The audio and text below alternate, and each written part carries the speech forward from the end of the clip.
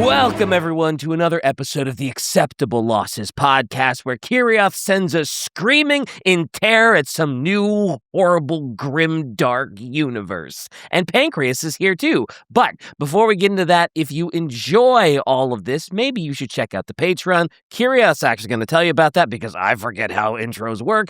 But you should also check out the shop. We have a brand new shirt, the You Like Sci-Fi Right shirt. It looks phenomenal. It's got a great design on it. Also, the stained glass wall scroll, the enamel pin, and the commemorative coin are still up. You should check it out at shop.orchid8.com/collection/acceptable-losses. That's the whole thing. It's in the description. There's a barcode probably on the screen that you can scan. Whatever, it's fine. Kirioth, what a morning for intros. How are you?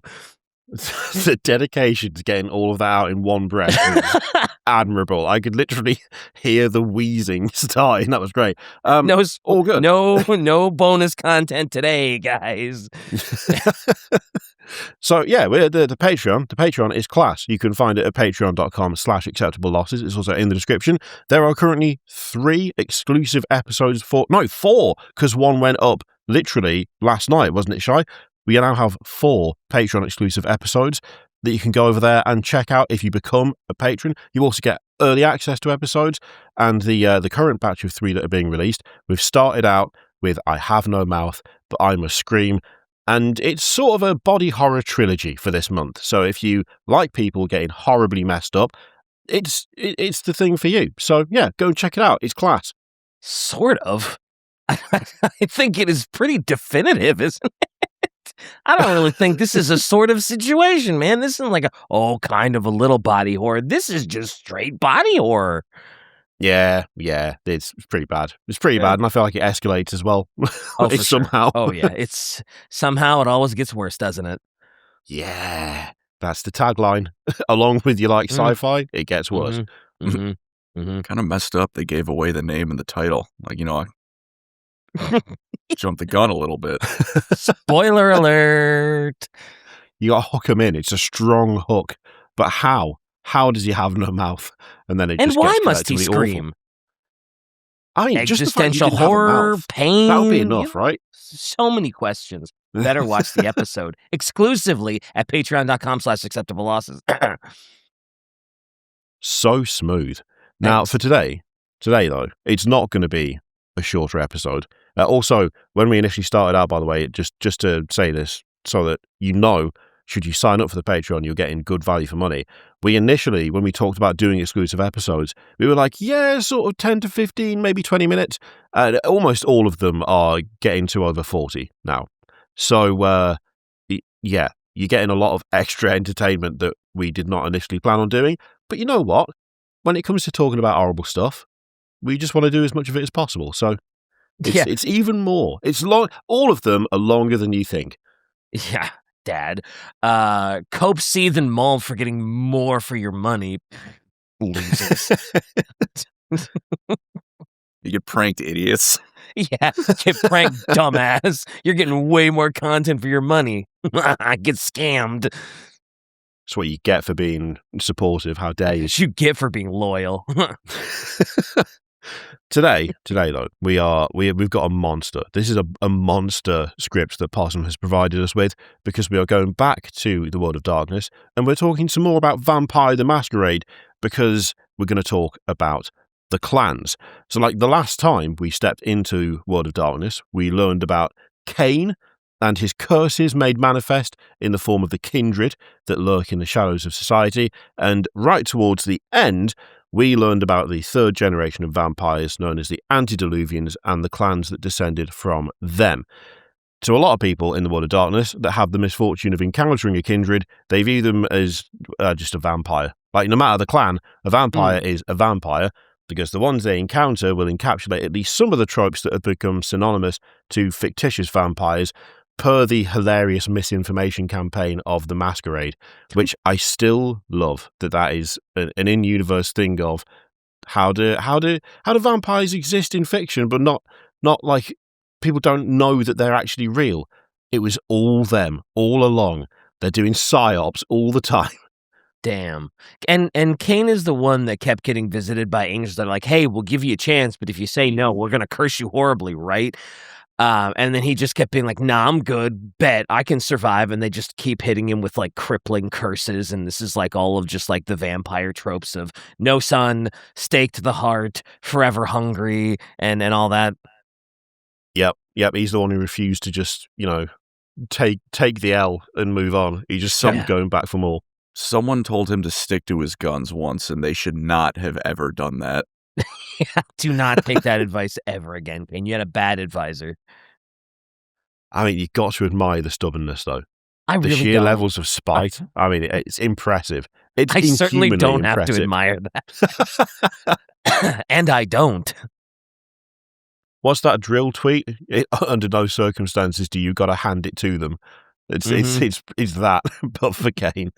he was curse maxing. Yeah.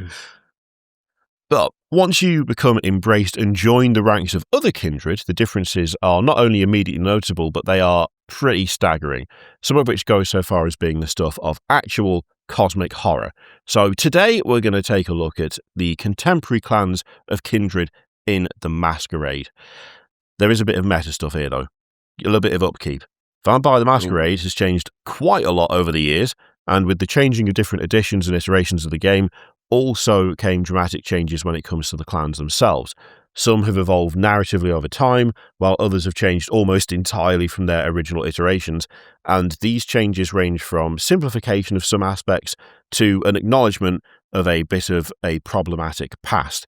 And like most other games from a very particular era, some of the original concepts of some clans at their roots are littered with cultural or societal misunderstandings that have changed over the years.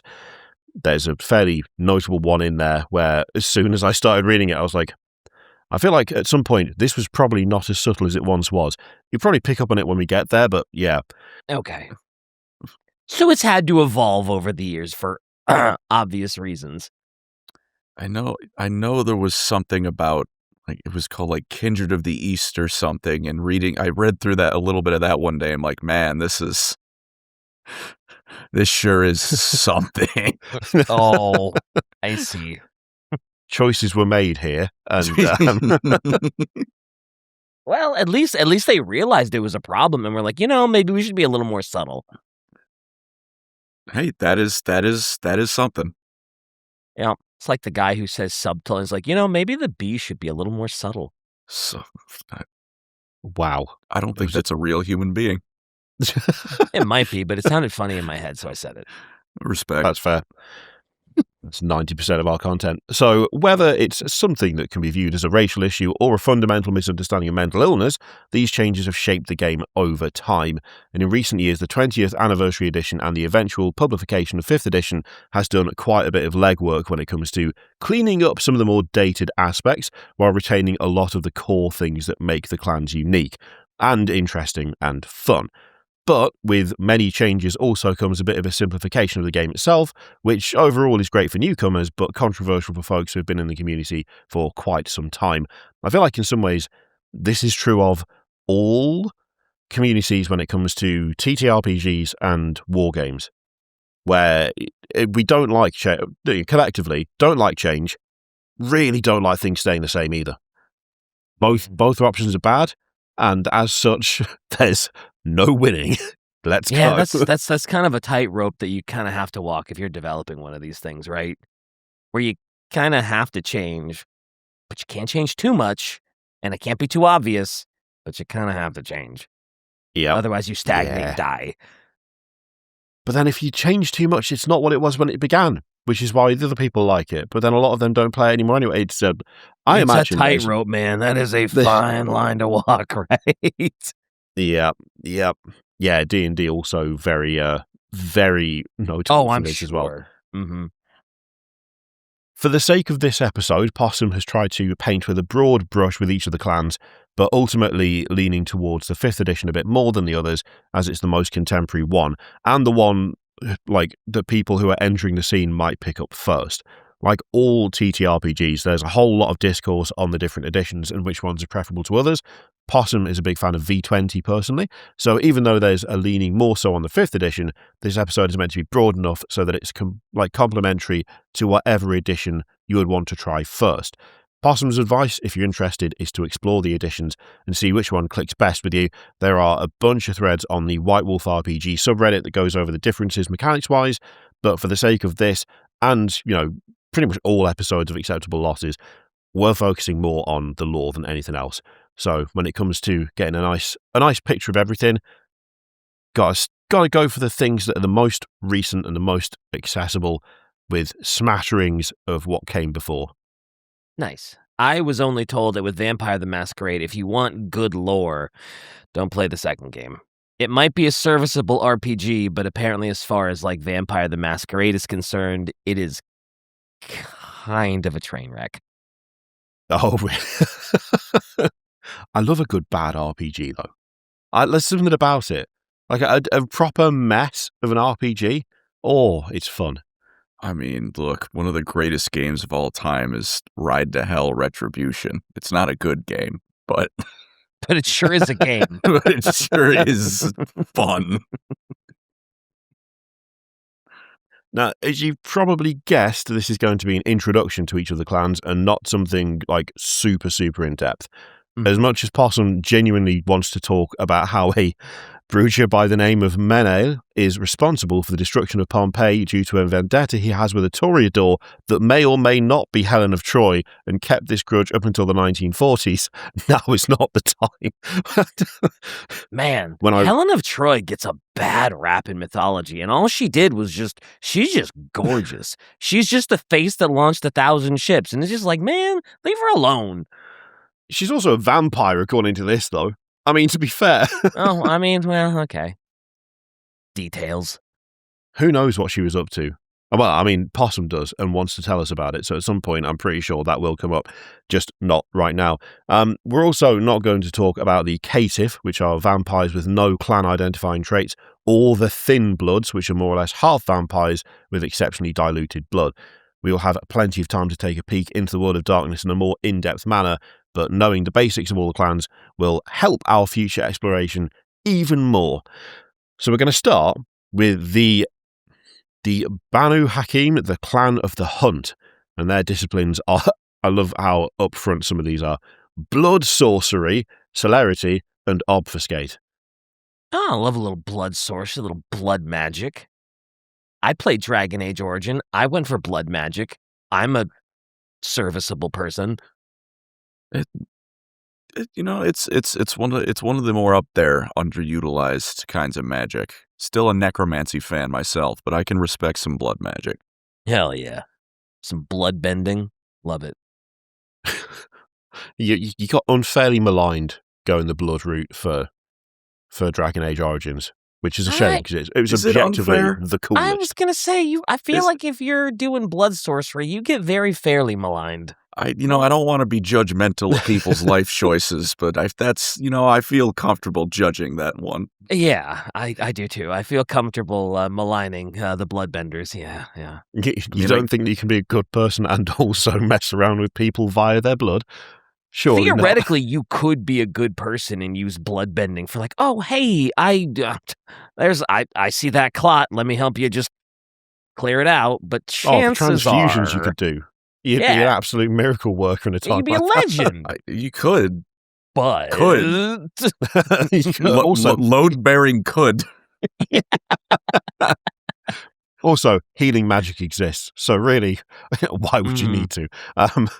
Outside of it being fun, which I guess it just circles back around to, blood magic, not great. You should not be transfusing people for shits and giggles. That's not what that's for. You would be the ultimate cure of erectile dysfunction. I don't think normal healing magic's got that one covered. Yeah, it's true. That's true. No more Viagra when you can just, surge that blood right in there. Yep. They say he studied for years on that. Yeah. Jesus. The pills were working, and the pump did nothing. I just want to point out that as far as we know, the Clan of the Hunt do not focus on erectile dysfunction through use of blood sorcery, but Hey, So far as you know. As far as we know, it could be in there. So the Banu Haqim, known disparagingly as the Assamites, were removed from kindred society for quite some time. For years, they remained isolated in Alamut, which should be very familiar to those who remember the Trench Crusade episode about the Iron Sultanate that we did a while back. And it was here that they honed their skills as assassins, and for quite some time they were viewed as just that. Murderous assassins that would not only kill humans for the right price, but would also practice diablerie on the regular. So diablerie is the whole, drinking and murdering of other vampires, which is very much frowned on. Mm-hmm. However, they were very far from the monsters they were accused of being, at least in many ways. Their isolation made them rely heavily on themselves, and they forced incredibly strict codes and traditions that allowed them to thrive while on the outskirts of the other clans. They are warriors, but they're also scholars and magicians that work in tandem and provide some much-needed leverage where other clans may lack it. 3 castes formed within the ranks of the Banu Haqim: the warrior caste, the sorcerer caste, and the vizier caste. Now, is it just me? You hear the word or read the word vizier, you just assume evil, right? Oh yeah, because it's the evil advisor trope. Because that's what a vizier is, right? It's more or less like your sort of grand advisor, and it's like that is always the trope in stories. It's like, oh yeah, there's always the evil advisor that wants to take over the king or the sultan's role, and they're plotting some evil shit. Immediately, I just think of like Jafar, So yeah. Yeah, do we have an example of a non-evil vizier in fiction? Because I also just go straight to Jafar. I don't even really remember other viziers from fiction. I'm just like, it's to do with the parrot who wanted to become a genie. I mean, I can't think Lord of any of the others. Rings. And the true. Advisor Grima Wormtongue. Yeah. What a scumbag. Oh, man. But yeah, it's such a common trope. I'm sure there are plenty of, stories that have normal advisors that are good, but it's a pretty big trope for him to be evil. There's got to be a book or a film or something out there that is a reversal of the trope where everyone thinks the vizier is evil, but actually he's just trying to do his job. But no one trusts him because of the trope. If that doesn't already exist, someone should get on that. Mm-hmm. So the warrior caste focuses on their defense and the more covert tactics, and the sorcerers focus on the art of blood sorcery, which is the study of blood in both a defensive and offensive manner, ranging from the manipulation of it in weaponry to sort of scrying. Though they do this, they are not the clan where it's most infamous. We'll get to that clan later. And the vizier caste are the artisans and scholars of the clan who pursue arts and history with almost reckless abandon. Damn. Also, are they for you said blood for defense? Are they hardening their blood to make it armor? And do they have blood weapons? Oh, we'll get there. Okay, sorry. Well, I thought that was okay, all right, fine. You're right. All right. We've now got to the point where between me, Possum, and Shy, that you can't get questions answered in a timely manner because we know what's going to happen. In video games, it's just the coolest thing when someone's like, "Oh yeah, I'm doing blood magic," and they sort of take a blade and make a cut around their arm, and then just a sword just forms out of the blood, or a shield forms out of it, and it's just the coolest shit ever. And I just I don't know if that was a thing, but we'll move on. We'll get there. It really is. It is the coolest. So the vizier caste, they love arts and history to an insane degree. The Banu Haqim keep themselves at an arm's length away from the issues and politics of the other clans because, quite frankly, they feel that it is wildly below them, and this judgmental attitude is inherent to their blood. They can't help it. They become a thing, and they're like, everyone else sucks. I don't want to talk to these people. Your politics are wildly below me. I like it. They literally look for people like that when they are looking for new people to embrace. Individuals with strong moral codes or obligations to law tend to be sought out by them to strengthen their numbers and the ideals of the clan, but there's also a strong individual code to keep the ideology of the clan alive. Because of this, they've been particularly successful when it comes to the infiltration of prominent human sectors, such as major financial services and political families, particularly in the Middle East. But like all other clans nowadays, their influence is wide-ranging. Of course. So it was so normal in that art. Not at all like they're going to rip your blood out your face or whatever. Well, they've got to fit in, right? Makes it more of a surprise when it happens. Yeah, I was going to say, you can't just run around with like a blood cloak on, being like, oh yeah, just out for a stroll. Oh, if only you could, though. How? What a normal society we would live in if that was just commonplace. Maybe start with just bringing back normal cloaks so we can move on to blood when people, accept looking. When people are chill with the regular cloaks, then we'll talk blood cloaks. It's true. It feels like there does need to be an escalation, doesn't there? We can't go straight back into blood cloak territory after so long without a normal one. However, there is a pretty strong case for why they're viewed by others as bloodthirsty killers, and it's due to their bane that is only intensified when they pass their own form of judgment. They suffer from an addiction to blood, particularly vampiric blood. The spilling of vampiric blood can cause a blind frenzy in members of this clan, so much so that they might commit diablerie without even realising it. That is a tough one. Damn. It's taken. I was about to be like, I know another fictional world that has something similar to this, but I'm not going to do it. Not going to do it. You're going to do your first boss baby the episode. I'm not doing it. I said I know of one. I didn't say what it was. Yeah. Also, I was so hoping that when you were like, oh yeah, people perceive them as bloodthirsty killers, and then be like, because they are bloodthirsty killers. I was really hoping that was the route. I mean, they're definitely not helping themselves in a way because they train as assassins.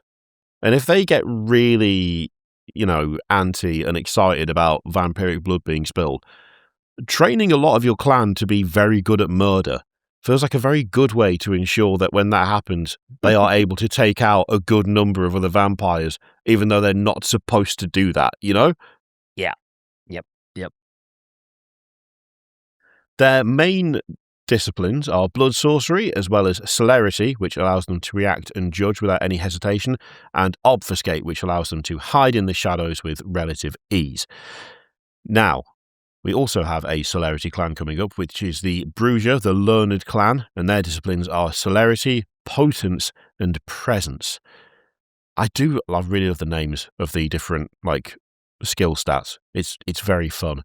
I just love that you've got the thing of, you've got these sort of, how do I put it, not fantasy sounding words, but they sound a little bit unclear. You get an idea as to what they mean, but they're not in your face, this is exactly what this is. Mm-hmm. But then next to all of that, you've got blood sorcery, which is pretty unequivocal. It is what it says on the tin, yeah. Yeah. Yeah, I think I got an idea how what it does. Oh, he's great with celerity. Oh, I've not heard of that before. Oh, he's also great with blood sorcery. Well, I may not have heard of it, but I know what that is straight off the bat. I don't need the dictionary definition of that. I've got it, thanks. So the history of the Brujah is paved in anarchy and revolution and was likely intensified after their paradise was destroyed. They took control of Carthage and were worshipped as gods, at least according to them. It was a paradise where kindred lived in harmony with humans, and there was nothing but unity and justice. Which obviously, if we're covering it, there's no way that would last. It's just not going to happen, is it? Doesn't matter what podcast it is, that's not lasting, man. If we're talking about it, there's not peace everlasting. No. Although there is another sentence here. Again, at least according to them. So it may just never have been like that in the first place. And if I say may, it clearly wasn't, was it? If they're claiming it, if anyone's claiming peace and unity and justice, no. Yeah, that's or not it was how that achieved works. through there's peace and harmony and love because we killed everybody else. Yeah. Someone's got to make like the Overlord RPG where all of these, according to them, it was nice, are actually true and real. And then the party rolls up. It's like, no, we're the ones undoing all that. I'm here to be an asshole. I would absolutely love that. That would be great. Just all evil pie all the time. So the third Punic War would crush the city to nothing more than rubble, and the earth would be salted to prevent those kindred who lived there once as lords from ever rising again. They would claim this as their truth to this very day, and they would become the voice of revolution for centuries to come, as the need to rage against control and order is in their blood. They are violent revolutionaries, and they gravitate towards those who have similar passions. Whether it's a student activist that's fighting for change on campus, or someone cast out of society unjustly and seeking revenge, the Brujah will seek to embrace those individuals to add to their fighting numbers. Sometimes, just the act of embracing is a form of rebellion in itself, and some of the members of the Brujah can be careless in their selection, acting off of passion as opposed to reason. This is in some way a success because it inadvertently may create a Brujah that wishes to rebel against Kindred society itself. They've got a mission. They are sticking to it, aren't they? Oh yeah, Shy, you can absolutely tell what they're all about just by looking at like the art. Like it's just like punk rock, screw the man. Yeah. Anarchy. Yeah. Mm-hmm. Literally guy has an I mean, that's basically an anarchy flag. Like you can see like the A in there and everything. Is it on the end of a rapier too? If it is, that goes so hard. I thought it was just a flagpole. I don't know. It kind of looks like there's like the little like hand guard. That would am I imagining that? That would go hard if the flag was attached to a sword. That would be badass. I think it's like a bracelet thing he's got on. Ah. I think. Yeah, I think it might be a bracelet. Yeah. Still, I like Pancreas's idea way more than what they actually have. Attaching it to like a sword or something. It's an RPG. You, the player character, can do some whack stuff like that if you want. They can't stop you. Well, they could, but... All right, well, the DM very easily can, but, you know. There are many ways to put a stop to that. Let me introduce you to Fireball. But that doesn't exist in this game. It does now. Have you heard of a Molotov cocktail, my friend? It can exist if you try hard enough. Also, you're playing a rebellious kindred. It's your duty to push your luck and rebel against the rules of the game. That's true. That's true. Definitely won't get you kicked off the table at all doing that every single session, would it? Yeah. In order to properly rage against the machine, one needs rage, and the bane of the Brujah clan is just that, pure violence. Even with the slightest instigation, they can fly into a blind and violent fury, and even the most stoic of them is subjected to this, and their reputation is kept in mind even if they willingly join another kindred's cause in a revolutionary sense. That's very fun. Yes, we will fight with you. I'm sorry, did you just look at me funny? Revolution! Yeah. Mad respect to that one for using a gun. I'd always appreciate when like a supernatural entity is still like, yeah, it's a gun. It's pretty useful. Yeah. Silver bullets? Well, I guess that's werewolves. Well, it's still... werewolves are in this universe. Yeah, that's in this universe. Yep. Yeah, and they can absolutely rip a vampire a new arsehole incredibly easy. So I think, silver bullets... Or borderline necessary. So werewolf would rip anything apart. Fair. Speaking of animalistic beasts, Clan Gangrel, the clan of the beast. Again, a shout out to Gangrel from the Brood. We are who we are. We are holy trio. It's so good. I'm going to watch it again as soon as we're done. It makes me laugh every time. Every time. Their disciplines are animalism, fortitude, and protean.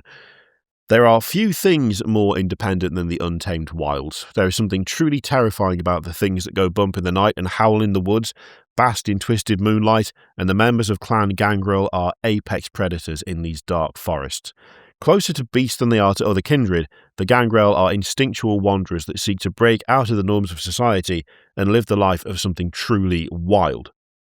For some, though, the concrete jungle is just as appealing as the untamed wilderness, and they will stalk the shadows of their territories with the ferocity of a beast. Nice. They genuinely do sound like the coolest lot. Like, in a sort of just, I don't know, the idea of like properly bestial vampires that are a bit wild man is pretty cool. Yeah, these seem like I don't want to say your stereotypical vampires that hunt in the night and are looking for, but like, there's usually some vampire fiction where there's a good vampire. I only eat animals. I would never hunt humans. And then there's the one that looks kind of like a bat and's got the beady red eyes that's just like stalking any human that just dares to walk at night, and it seems like that's them. Like, I'm committing to the bit. Mm-hmm. They are more wanderers. So they're more van life than just. They're the van life vampires. Are they stealth camping vampires? Let's go. We're going to stealth camp outside of this Taco Bell for 24 hours. Will they notice? Will they notice people going missing and showing up drained of their blood?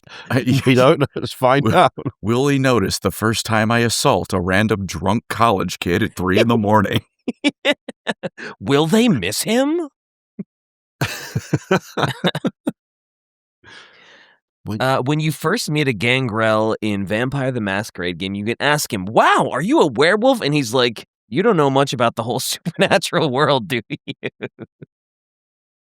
Yeah. Just idiot. No, clearly not. Let me show you. You don't want to hear "let me show you" from someone like that. Mm-mm.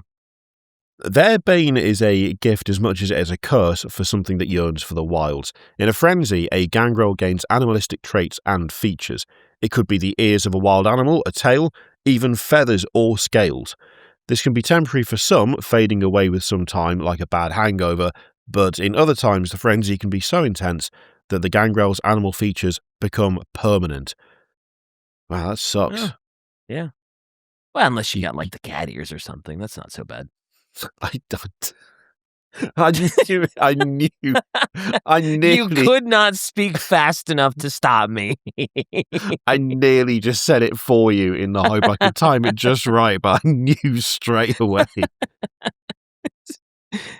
DK would totally put his Gangrel with cat ears. Honestly, I think I would go for blood sorcery, actually. Sorry, Shy. I know that's kind of like my bit and everything, but, Why not both? I mean, I guess that's fair, yeah. Don't let your dreams be dreams. Bloodbending cat boy, let's go.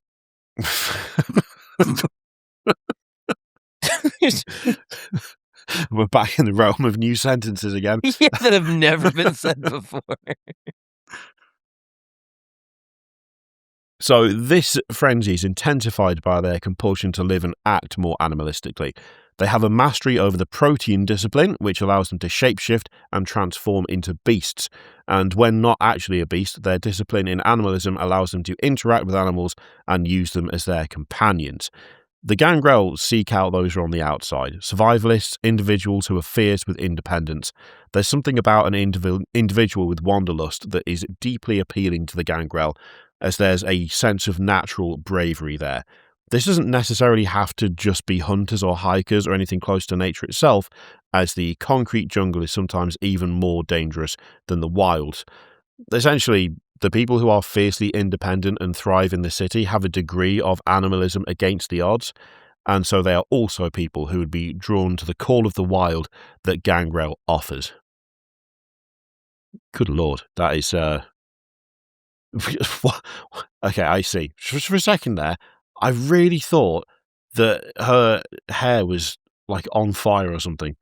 I just glanced over and I was like, Gangrel have got like flamey heads? What is going... Oh no, wait, it's just the light behind it. That makes way more sense. It's just the neon lights. Yeah. Neon lights of the concrete jungle. I was gonna quote that song that's about New York, but I can't remember any of the lyrics. It's okay. So I'm not The gonna bother. artist is kind of not great. Oh, I don't know who sings it either. Have I ever sounded older than just now? I don't think I have.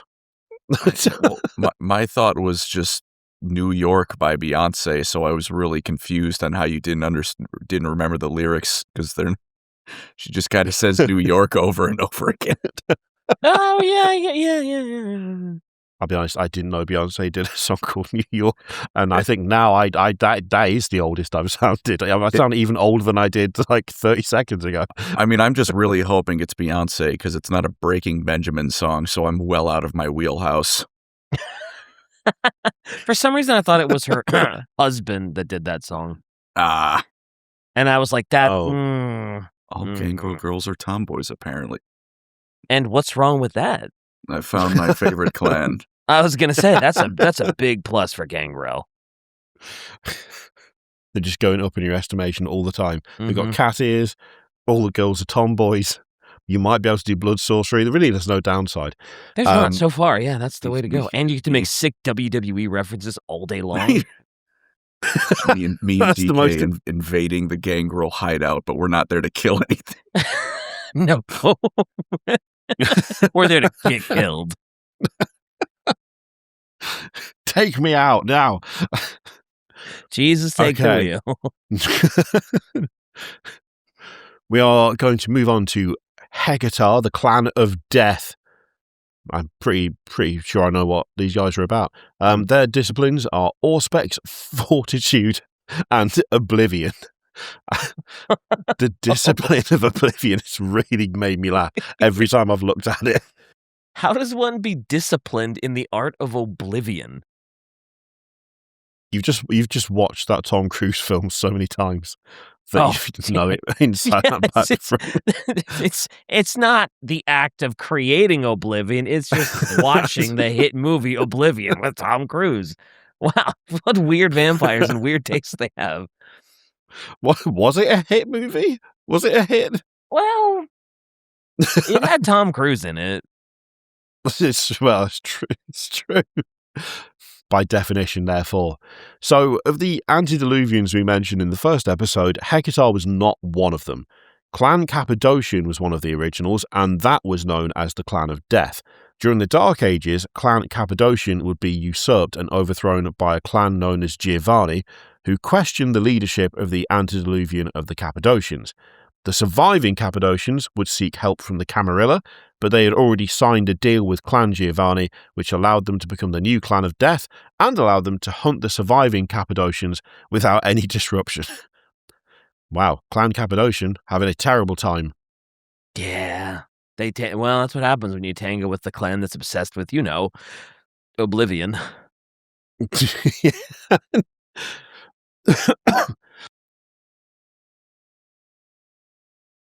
Did you? God. Is Kyrios okay? I was gonna say I heard the cough get muted, and I was like, "Uh-oh, is Kyrios dying on us? Are you good?" Permanently. Oh, I started, so I just muted straight away. The Oblivion got him. Yeah, it comes for us all, especially me, apparently. Sorry to hear you're a Kvatch resident. So this alliance that allowed Giovanni to hunt down the Cappadocians, this was known as the Promise of 1528, but it was believed that this promise was not permanent. It was believed there's only a 500-year limit on this, and when the promise expires in 2028, it may result in a full retaliation from the Camarilla against Giovanni. The fear of this resulted in a preemptive assassination attempt against the leader of Clan Giovanni, a guy called Augustus Giovanni, and resulted in his disappearance. Whether he's dead or not doesn't really matter. What does matter is that the ghosts of those who were once enslaved under Augustus Giovanni were released and besieged his bloodline. Also, I gotta say, I really hate it when, we're talking about old fiction, old sci-fi stuff, and it's like, oh no, we're catching up to the future they thought we were gonna have. Because I was like, 2028, that's in 2 years. Oh no. Oh, no. Yeah. Oh, no. Not another one of these where it's like, oh, yeah, the Jetsons in the far future of 2020. And it's like, oh, oh, boy. They had way too much hope for humanity. It's just, I don't like to be reminded of the passage of time. That's really all it comes down to. I would Fair and prefer to valid. go every day not realizing that another 24 hours has passed, because that way I won't realize that a whole year's gone by, even though it feels like 2 months. That would be Yeah. ideal. The I most want grimdark time conversation blindness. we've had. The passage of basic time. So, in an attempt to survive, a family reunion would take place between the surviving members of Cappadocian and Giovanni, and Clan Hecata would form. Unified under a shared focus on death, the clan seeks to deepen their influence on it, as well as solidifying this alliance for years to come.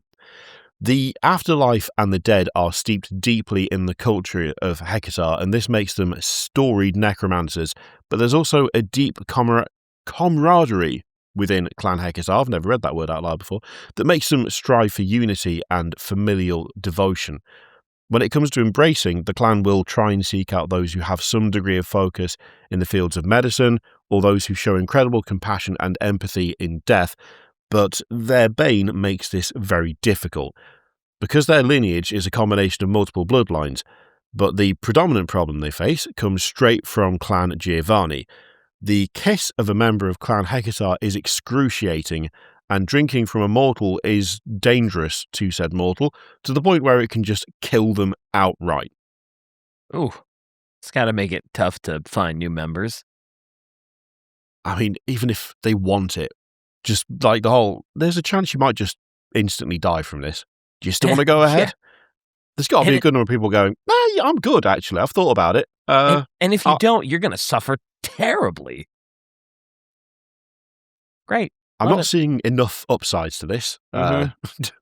You might survive the excruciating pain of the bite, but Bit of a hard sell, this one. Yeah. Somehow I think that they don't get a say in it. I don't think usually they're like, hey, by the by, BT dubs, just want to let you know, I somehow think they just kind of do it and just let the dice roll, right? We're going in, fingers crossed, please don't pray out loud, because that's physically painful, and we'll maybe see you on the other side. Well, we'll see you on some side.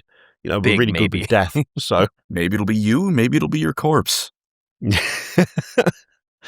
Either way, sorry.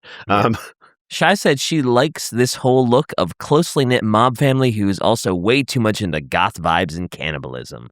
Is that official art? Because that is really cool. Even if it's not, that's just really, really good art. Yeah.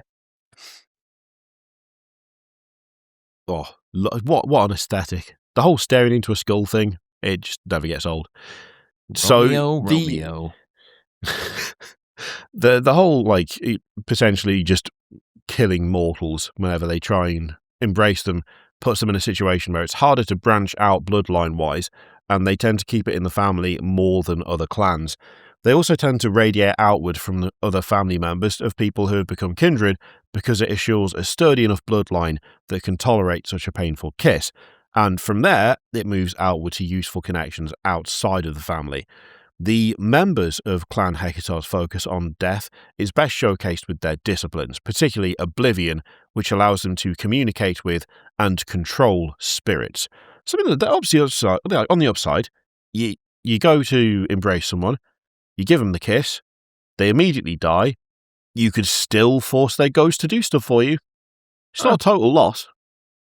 Yeah, I guess I didn't take their obsession with Oblivion as sort of a necromancy thing where they talk to the dead. I thought it was just like, they're just like, oh yeah, we just want to destroy everything. We just want everything into Oblivion. The sale's coming back around for me now. Yeah.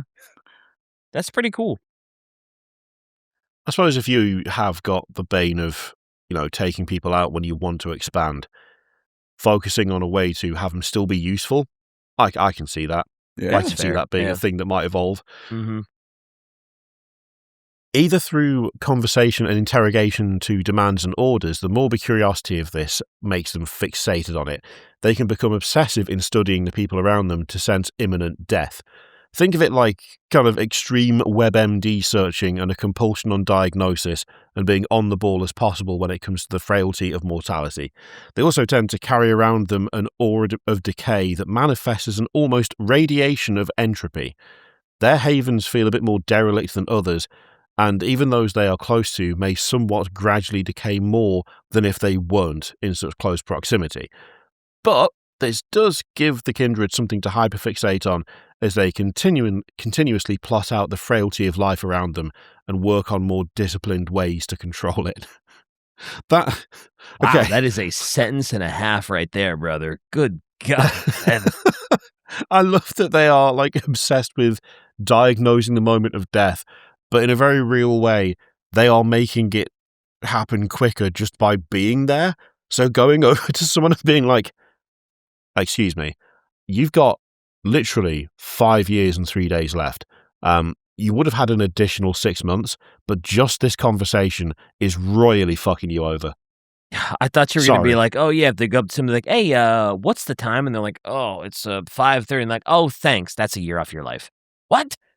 What? What? What do you mean? What do you mean? Say, what?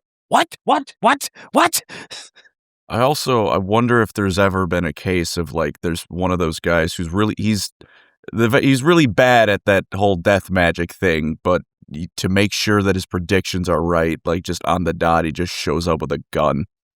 Like, I said you were dying in 5 months. I'm not being proven wrong. Apparently, it wasn't by natural causes, but I'm here to collect anyway. I didn't say how you were going to die. I just said you were going to die. It turns out I'm absolutely correct. He just cocks the gun like, I'm never wrong. It's like, oh, man. Thought I got away with it. I thought they cured me. No. Sorry. No. Oh? Okay. Go on. Yes. The vampire experiences an immediate need to move something from life to death or vice versa. Oh. Any action not dedicated to ending or resurrecting something is taken at a 2 dice penalty. Sheesh. This subject doesn't have to be a person or even a living thing, but can include objects or even more abstract things, such as an idea or a conversation. Huh. The compulsion lasts until the vampire manages to kill something or return it to life, figuratively or literally. I kind of like that there's it can be taken figuratively, and it's not just like, oh yeah, I have to keep a pelt of live rats on me just because, well, golly, I need to kill something, right? This is how we get the cloaks back and move to the blood cloaks. You resurrect wearing cloaks. The idea of wearing that in everyday life. Yeah, but like the idea of needing to like kill an idea or like even revive an idea or a conversation is actually like, that's kind of dope. This is also the ultimate clan for the people who win every argument, but they win in the shower 3 days later. Yeah. I should have said this as a retort. Damn it. Oh, hey, actually, I feel better. I'm sick of this anecdote. Shut up. Wow. Just so rude. I'm sorry. I can't help it. I can't help it. All right. Killing this conversation now. Yeah. It's this or I shoot your dog. Which would you prefer? Take the conversation when you're right. You're right. I'm so sorry. Whatever you say. Jesus, just get out of the house, man. God. I didn't believe that, psycho. All we were talking about was, do you prefer Coke or Pepsi? And he was going to shoot my fucking dog. Step too far, even for vampires. You can't go after the dog. Psycho. You can't do it. How dare you, sir? What is this, JoJo? Let's move on. Let's move swiftly on from potential dog murder to Lasombra, the Night Clan. The disciplines of Dominate, Potence, and Oblivion. Might makes right for the Lasombra, and no matter what the means are, the ends are always justified as long as it means they come out on top. Heavy is the crown of the enlightened members of the clan, and a great way to assure dominance is through the usage of spirituality as a weapon, particularly in the shadows. The most powerful people are those who remain unseen, and the Lasombra prefer to be puppet masters that operate just out of view.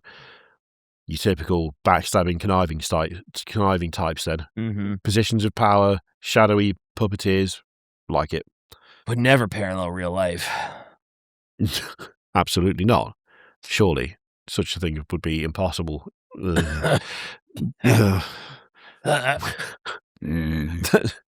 worst part about this podcast is how often we have to read things and it just feels all too close to,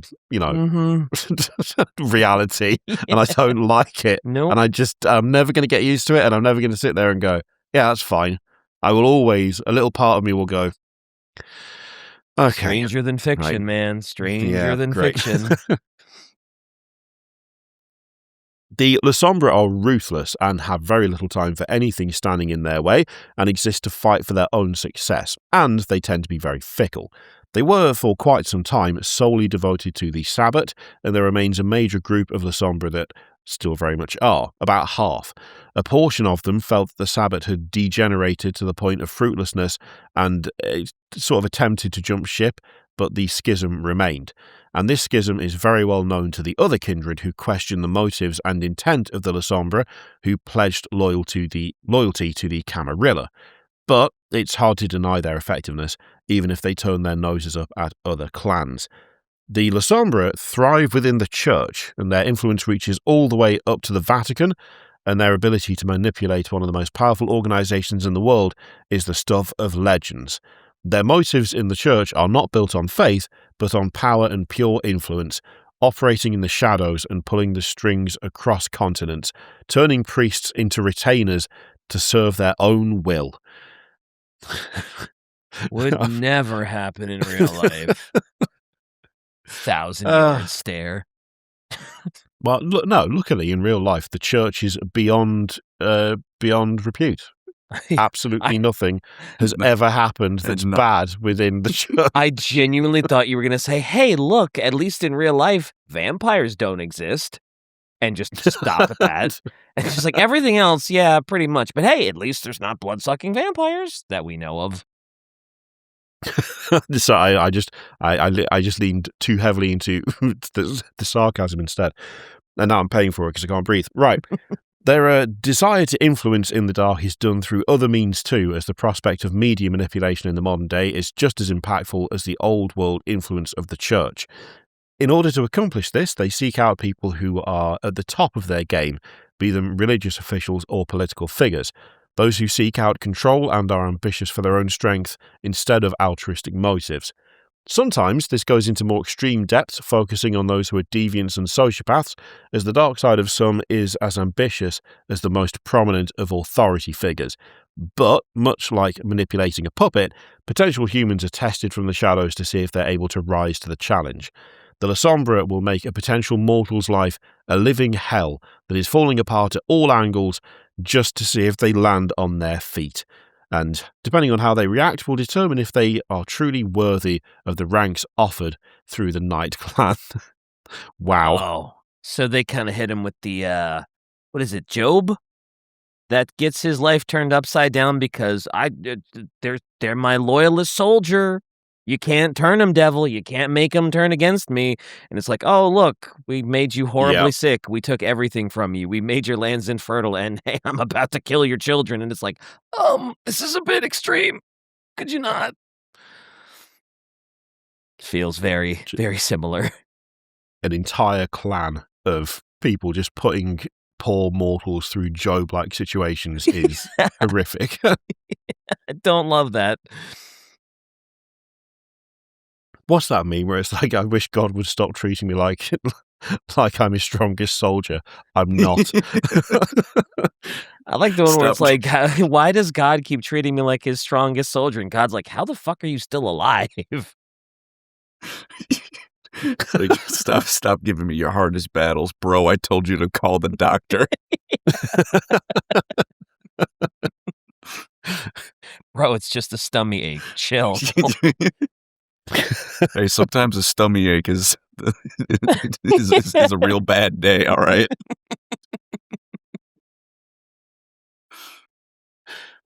So the clan suffers a bane that prevents them from properly casting reflections.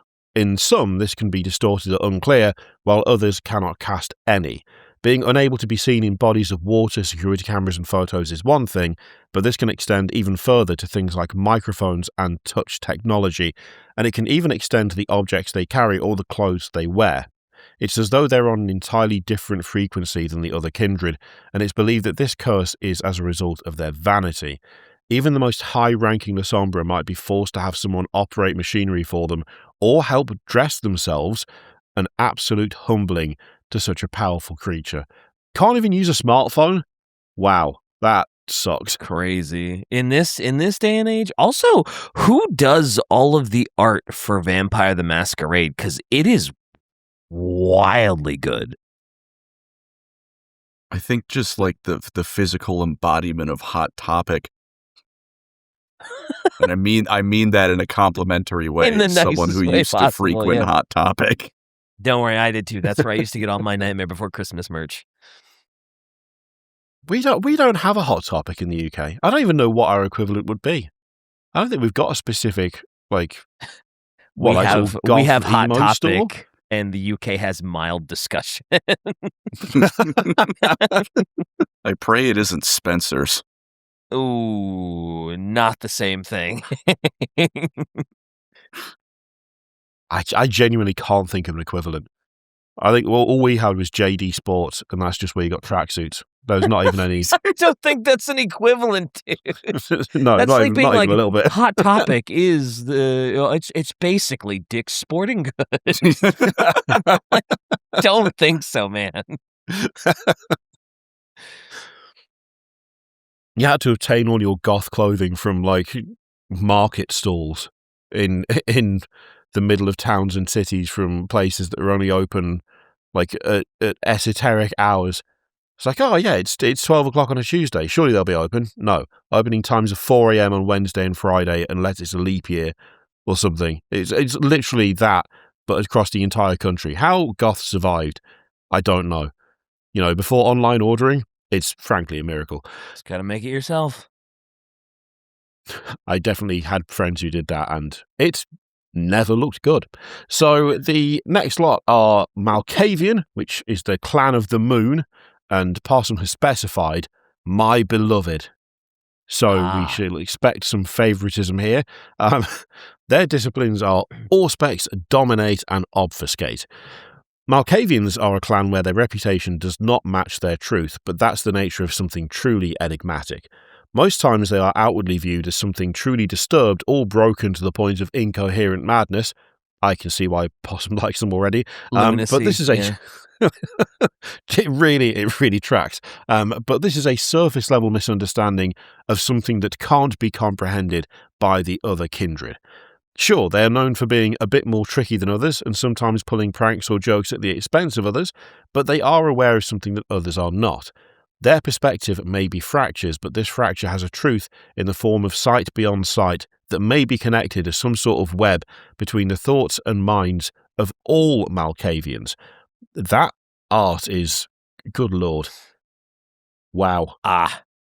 Classic. That is some classic. What do I want to say? Like I've seen that before. It's like your tortured art soul would do like a painting like that. Oh boy. Yeah, that art just keeps getting worse and worse. Yeah, that's yeah. I stand by. This is the lunacy. Yep. Mm-hmm. That's what Possum's going to look like after writing the 4-part mage series for us. Oh, I thought you were going to say that's what Possum looks like. Period. Full stop. Yeah. Ever since War of the Beast, that's been the everyday existence of Possum. Yeah, just writes slaughter on the wall in blood. Yeah. You're allowed to say it on this podcast, but you're still not allowed to say it on the other one. It's still quarantined. I spoke the cursed words. Also, Shai says, fun fact, all clan books, like codices for 40k clans, written from the POV of clan members and very biased. Malkavian clan book has pages out of order. Some pages are upside down. Artist is like a schizophrenic druid by hand on the wall, and some pages are just Malkavian in increasingly large font. That's so okay. I love when that things rules do that. actually. That's that awesome. actually rules. I don't have any interest in I guess I'd play the TTRPG if somebody set it up and did everything, but I kind of want that clan book just because of how crazy it sounds. That sounds dope as hell. That's objectively awesome. Mm-hmm. The commitment is 10 out of 10. I want that. I just want to read it and just see how mad it is. So Clan Malkavian tends to be one of the most diverse of the clans due to the emphasis not being on outward posturing, affluence, or social status. To them, it's what on the inside that counts. They seek others who have deep thoughts and ask insightful questions, those with empathy and strong emotional intelligence and a yearning to understand the truth, but they are also drawn to those who are broken because they may ask those questions more than others. Some who have experienced trauma or may suffer from some degree of ailment may catch the attention of a Malkavian because of those reasons. And unlike other kindred, the Malkavians are far more communal, and the craving of companionship and compassion from others who are in similar situations makes them a strongly unified and supportive clan. So basically, they're all a bit mental, but they are at least there for each other. Well, I mean, that's sweet at least. Yeah, that's supportive community. Cool. Yeah. We're all crazy, but we're all crazy together.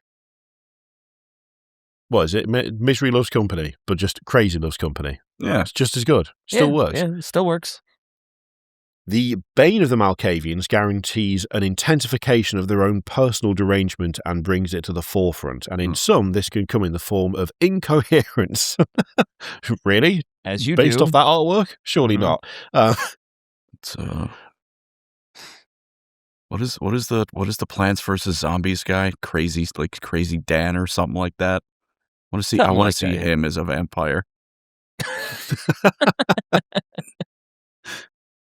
He's too normal. I haven't thought about vampire. I don't think he'd be a Malkavian.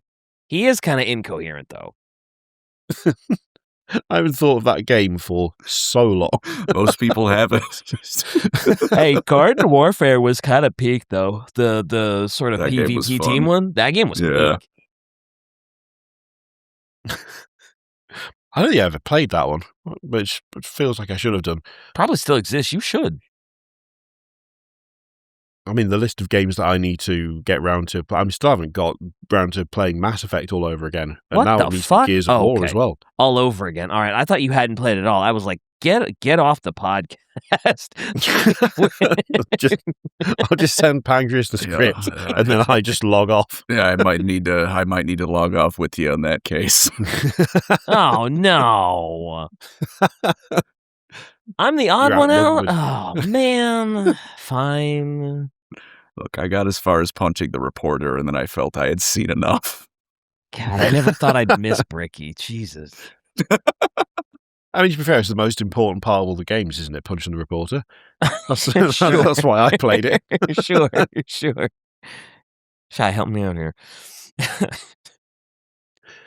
Other kindred feel uncomfortable around a Malkavian for, the whole incoherence thing, because they view it as a degree of unpredictability. But there may be a method to all of this. It is believed that the children of Malkav may be fully connected to one another through something called the cobweb. Some have a faint connection that comes through in some ideas and feelings that flee in the back of one's mind, while others feel like there's a whole other personality in their heads. Some can somewhat control these visions and thoughts, while others may be trapped to the random barrage of scattered feelings. Whatever it may be, it's clear that the Malkavians are never alone. You can see why you'd be a bit on edge around that, to be fair. Yep. Yeah, no question there. Yeah, definitely be on edge around those fucking psychos. The judgment. The harsh judgment. I mean, look at that guy with the bird cage with the open window on his head. Oh yes, he's perfectly well adjusted for society. I mean, admittedly, yeah, he is somewhat of an extreme example. I'll give you that one. Crazy. I was crazy once. Then I got better, I swear. They lock me in a room. The padded walls talk to me, Mom. Something room full of rats. Made him into a cloak. They're not all gibbering mad, just some of them. Let's see. It's fine. There's just a few that are a bit, Uh-huh. Okay. Sure. Cope. They have their uses, though. They're sought after as oracles or prophets, and even academics by some.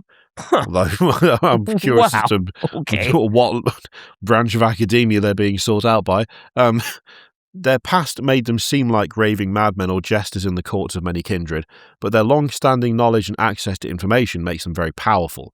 They are aware of things that others are not, and are able to figure out things that are secrets to others, all while being proficient as misdirection and clouding the judgment of others. Though kind and fun, they can be truly devastating predators. With their disciplines, they can truly seek and destroy a target mentally, unlike other kindred.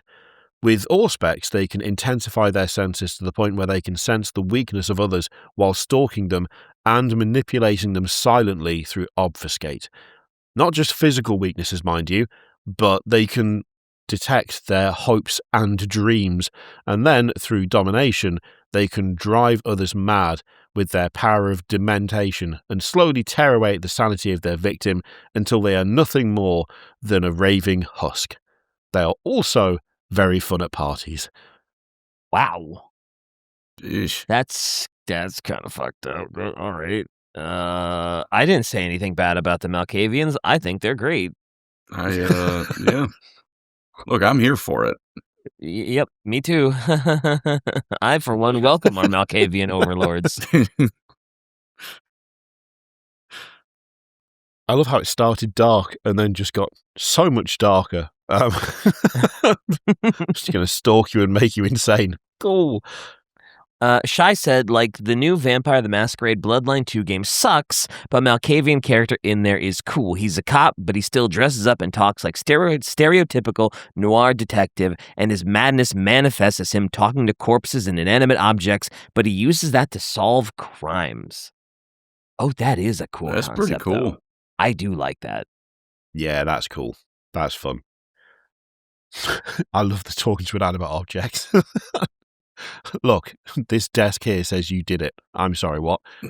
Is that admissible as evidence? I mean, it's only insanity if the desk isn't right. Mm-hmm. If only if the walls had eyes, they do. What? and they got your ass on camera. Yeah. And they saw what you did and they told me all about it. They did what? This feels like such a switch, because we are now going on to the Ministry, the Clan of Faith. Ah. Mm-hmm. Religious madmen instead. Yeah. More used to that in the real world. Again, couldn't happen. Their disciplines are Obfuscate, Presence, and Protean. Now, this is the lot that kind of gave us pause in the last World of Darkness episode as well, because this lot are the ones who are formerly known as the followers of Set, because their clan's history goes back to ancient Egypt, and they are as much of a clan as they are a cult. Their faith goes back to a time before the beliefs of the Church of Cain.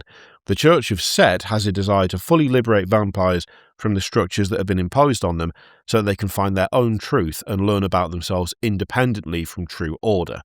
Of course, freeing oneself entirely from the bonds of order can result in a kindred succumbing to their bestial nature, but this is a lesson for the others that are seeking independence and truth.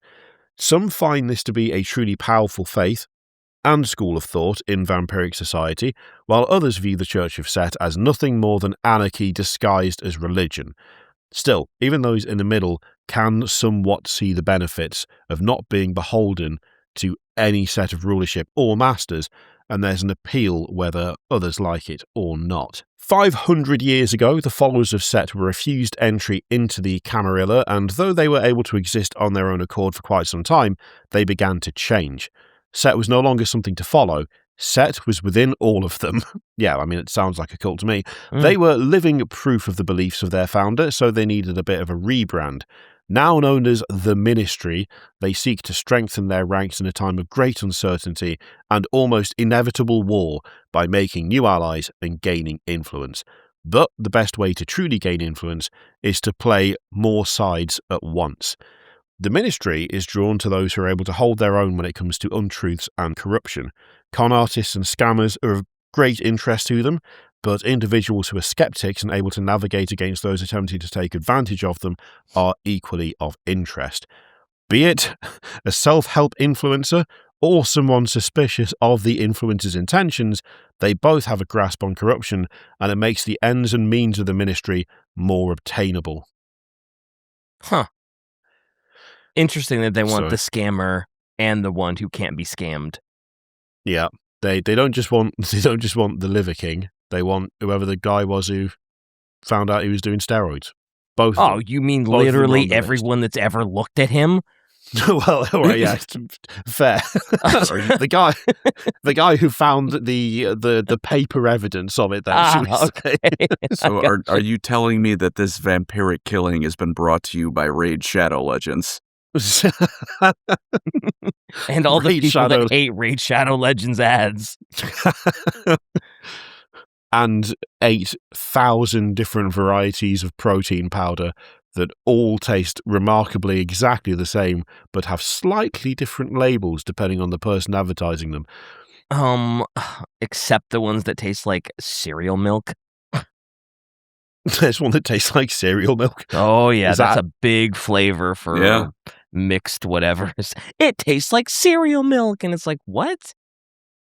Oh, God, that sounds awful to me. I mean, guys, it depends on what cereal. If it's a sugary cereal, sure. That's like Weetabix. That's the thing. It's just cereal milk. Yeah. Don't mention which cereal. It's like vaguely vanilla-ish. I'm not on board for that. Just give me something disgustingly sweet and sickly that tastes like artificial strawberries, because I know what's going on there. I know it's terrible. You know it's terrible. We're all being honest with each other. That's all I ask. Mm-hmm. The Ministry quite frequently meddle in the affairs of humans and put themselves in positions where they can truly read the intentions of them and make decisions on potential recruits from there. Executives in a shady office, therapists, even the owners of dark and seedy clubs. Emphasis on dark, however, as their bane is that of an intensified version of something that impacts all vampires, which is light. The members of the Ministry suffer from a violent aversion to all light, be it natural or artificial, and they can suffer damage that is equivalent to direct sunlight from something far less intrusive. Some suffer even further and are cursed with a more pale complexion than most, unable to use Blush of Life, which is something that essentially makes you look more lively than an actual living corpse, unless they have very recently fed. But feeding may be easy depending on the skills of a Ministry member, as they have a deep and burning desire to influence those around them. Huh. So no light, period. Yeah. Someone turns a torch on at the wrong moment, and it's like second-degree burns situations. Gosh, that's worse than just the sunlight thing. Because like even if you go out at night, if you walk into like, I don't know, a street lamp, you're still getting burned. Yeah. I mean, that sucks. I'm Irish. It's just life. Oh no, light Irish. Yeah, I'm Irish. I get it. I relate. The hateful sky orb is my greatest foe. Pancreas like, I still get potatoes, right? Right? That's all that matters. I get potatoes and Guinness, right? Right? If I have to give up the Guinness, I'm going on a spree. Not to sidetrack this, but I love the viral videos of somebody like, okay, guys, I'm going to split the G on the Guinness, and they just down the whole fucking glass of Guinness. Hell yeah. Damn, missed it. Better try again. The specific fact they take double damage from sunlight. Yeah, I take double damage from 556. It's like, yeah, who wouldn't that kill?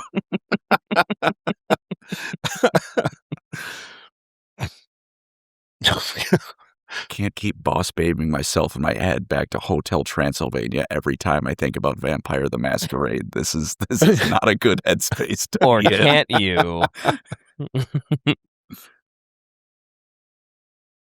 I'm afraid we're going complete opposite from any sort of fun or glamour with this one, because we're going to talk about Nosferatu, which is the clan of the hidden, and their disciplines are animalism, obfuscate, and potence. I love the fact that like the novel Dracula is a thing in this universe. So in 1922, a film adaptation of the novel Dracula was written by Henrik Galeen and directed by F.W. Murnau. This film needed to be legally distinct from the source material, and many things had to change, including the presentation of the lead character in the film. This adaptation, known as Nosferatu, featured a different form of Count. Instead of Dracula, it was Count Orlok, and Count Orlok was presented as a bestial monstrosity with terrifyingly long fingers and an almost alien face. The creature of this film had a more striking difference than the more romantic version of Dracula known beforehand. But, whether it was intentional or not, it accurately portrayed a clan of vampire with the same name as the film. On the outskirts of society and in the depths of places like sewers lives the Nosferatu clan, and for good reason. Unlike other clans of Kindred, Nosferatu wear their bane externally for all to see. They suffer from a deformed appearance that twists them after their embrace for multiple days and can make their ability to exist in the open almost impossible. Some might only suffer something slight or akin to an injury or a physical defect, but others suffer a more monstrous appearance that cannot be masked or hidden, so they now mostly hide in the sewers. Nice. Nice. And isn't it something like the vampires will try to kill them on sight because they're just so damn horrific, or just normies will try and kill them on sight because like, oh my god, it's a monster? They mostly stay out of sight, and people are just freaked out by them. They just get this, whatever this guy is, away from me. Vampires love them. Okay.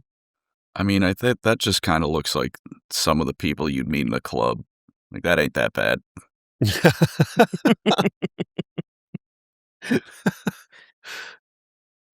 There is another reason for the vampires to like them. They are very good at spying and the transfer of information, because the way they get around the city is the sewers they live in. Right. So they have like a vast network that just brokers services of, spying, information theft, all of that stuff. And they also have a compulsion for it, and they just instinctually seek out as much information as they possibly can. Which, I mean, a literal underground network of essentially borderline immortal spies who live for collecting information. That is a hell of a resource. Yeah, that is great. Yeah, I mean, they're gonna just through sheer longevity, they're gonna pick something useful up eventually. Mm-hmm. Also, is that vampire hacker like official art? Because that one's brutal. I hope that is. I really hope that is. That's rough. All the artwork up until this point has been phenomenal. I've loved it. This one is a little rough, man. This is peak. Pure Kino. Okay. That is, I don't know why it's standing out so much. That is such a specific pattern for that woolly hat. It's there's just something about it. It's just so. It's both official and not an artwork. I think it's a shopped photo. Oh, okay. It's kind of rough. That's a tough one. It's not the best one we've seen. Let's put it like that. It's not the best one we've seen so far. I actually really like the one above it, where like you can see there's like the picture of what she used to look like and how glamorous she was, and sort of what being a Nosferatu has turned her into. That's I kind of like cool. that one. Yeah. Though their outward appearance may be monstrous, the members of Nosferatu tend to be more compassionate than others, seeking company and sympathy from those who offer it. This makes them fiercely supportive of any coterie they may join, and will view them as a family that needs defending. And if a found family isn't enough, they tend to get a lot of attention from other sewer dwellers. Whenever a Nosferatu is found, you're likely to also find rats, as they are kind of drawn to them, and they utilize the vermin to their advantage, assisting them with spying or even using them as a quick meal. That's Wow. I was going to say that's pretty common. Like if you got to live in the sewers and it's kind of hard for people to see you without running in terror, you kind of got to get your quick meal wherever you can, right? It's true. It's like picking up a classic pick up a vampire chocolate eating bar. rats thing. Yeah. You will eventually run out of like maintenance workers working down there. Yeah. You're gonna have to break into the rats eventually. Mm-hmm. You keep complaining about being hungry. I've given you 4 rats. What more do you want? Is it Renfield in the old Dracula movies that has to feed on rats because Dracula won't give him a person and he's maybe not kosher with eating people? Oh, I'm not sure. I feel like that's Oh. also a pretty big trope, is like someone gets turned into a vampire against their will and they're like, I don't want to Yeah. kill people. It's like, okay, have fun eating rats for the rest of your life, dumbass. Oh, It's like, God. I didn't hate even the fact ask that- for this though. I hate the fact that my immediate go-to reference to that was oh shit, what's her name? Is it Ceres from Helsing? Helsing, yeah. Oh, I Straight thought maybe away. Interview with the Vampire, because I believe that's another big thing in that vampire movie too. Is someone Yeah. doesn't want to kill people, so like, okay, eat rats, I guess, but it's not gonna fulfill you. I just went straight to anime, which is I feel for some reason sort of upsetting. You're in good company. Fitting company. Mm-hmm. Definitely. But The vast difference between Helsing and Helsing Ultimate was insane. I'm just throwing that out there. I saw Helsing first, and then I was like, oh, there's another version of this. And I was like, wow, I'm not sure which one specifically was like truer to whatever the first version was, but that is quite the shift between those two series. Also, Shai looked up Vampire the Masquerade wiki on rats, and the description is these tainted creatures are weak but can produce a devastating gas attack? What? Me after a night out on the town. Me after too much cereal milk protein powder.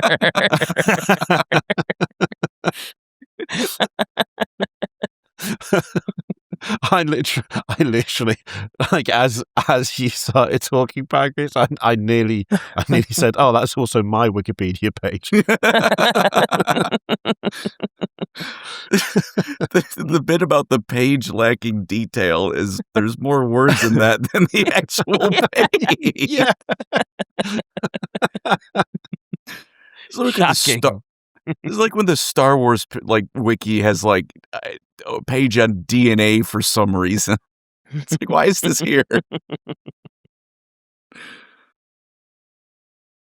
At least now we know that you can throw them as well. I'm assuming throwing them. Sure, I doubt why you not? want to, crack it when it's right next to you. It's like a grenade. You've got to prime it, then lob it. You don't just want to squish it right next to your own face. How does that work, priming it? Do you just like twist its neck and just toss it? Like, I was thinking it's like a grenade again. You pull the tail off and then throw it. Oh, no, it's like those World War II grenades. jeez. Yeah. That's unfortunate.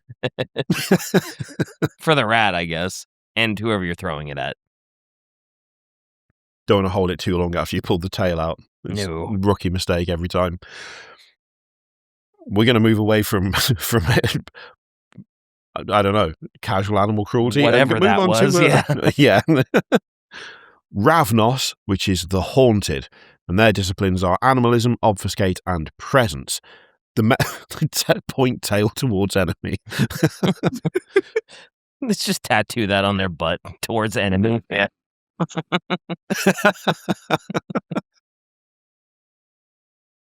Oh, I feel bad for the person who's got to sit there and tattoo all the rats. Yeah. The Nosferatu won't know otherwise. This is essential work. This is the eating rat. This is the grenade rat. Yeah, exactly. My God. The members of Clan Ravnos, not Nosferatu, are always on the move, and in the past they were viewed as untrustworthy tricksters and vicious thieves, but their methods are more clever than that. They wish to avoid conflict wherever they go as best as they can, and they tend to hide their identity as much as possible. Their movement is no coincidence, as they suffer from a bane that keeps them on the move. They are doomed to never be able to stay in one place for more than a week. Or like they'd have to move on within a week. You've got to go. You can't just be sitting there the whole time. You've got to get moving and find somewhere else to stay. And because of this, they've been forced to rewrite and re-establish their own history for centuries. This doomed ability to stay in one place is further complemented by them being prone to compulsive behaviours more so than most other clans. This is something that has many meanings, and it can range from things that are positive, like excessive donation to charity causes and doing anything they can to support them. Wow, what? Benevolent vampires. That's nice. Mm-hmm.